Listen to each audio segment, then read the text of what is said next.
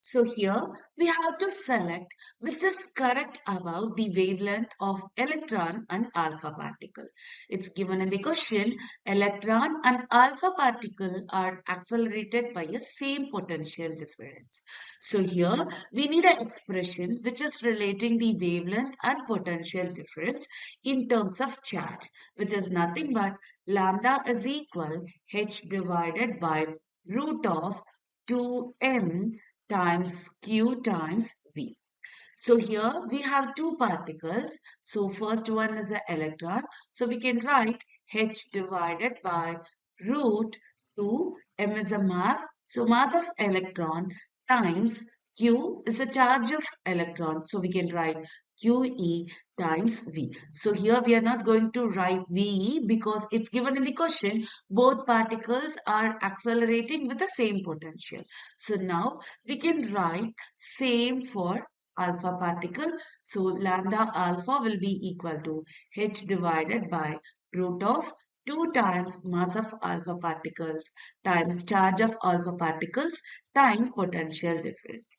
Now we can find the ratio lambda E divided by lambda alpha.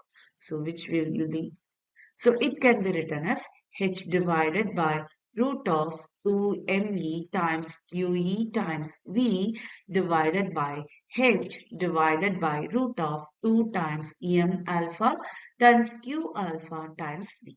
When we are simplifying this, we will get lambda e divided by lambda alpha is equal root of em alpha times q alpha divided by me times QE.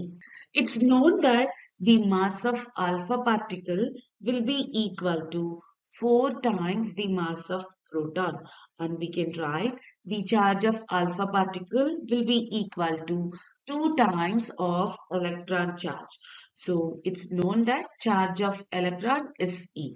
So let us apply the values here. So lambda E divided by lambda alpha will be equal to root of 4mp times 2e divided by me times e.